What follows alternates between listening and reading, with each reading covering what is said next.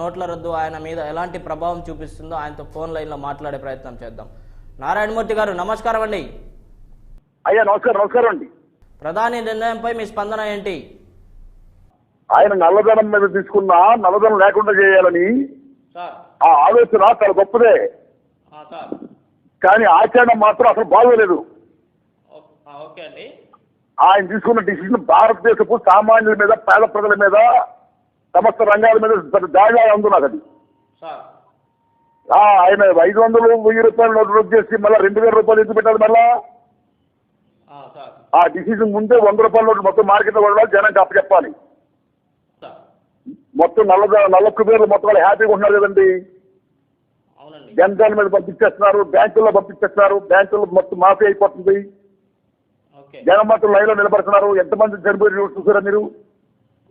మొత్తం అన్ని రంగాలు కూడా కొలాప్స్ అవుతుంది కదా. సో ఇలాంటి పెద్ద డిసిషన్ తీసుకునేటప్పుడు ముందు ప్రజలు దృష్టిలో పెట్టుకోవాలి, ప్రిపేర్ చేయాలి వాళ్ళని.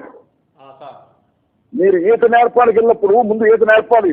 గవర్నమెంట్ పరిగెత్తారండి సార్. అయితే ఈ నోట్ల రద్దుతో సినీ ఇండస్ట్రీ మీద ఏ విధంగా ప్రభావం పడుతుందని మీరు అనుకుంటున్నారు?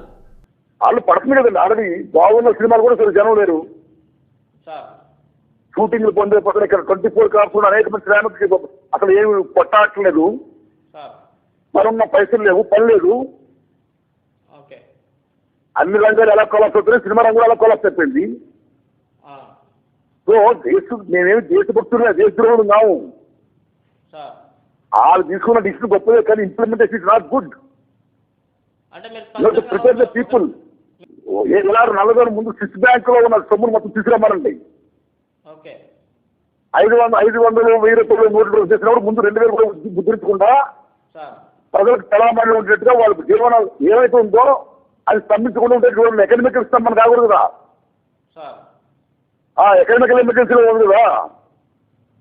ఎంత వెనకపోతుంది ఇప్పుడు ఇవాళ ముందుకెళ్తున్న దేశం.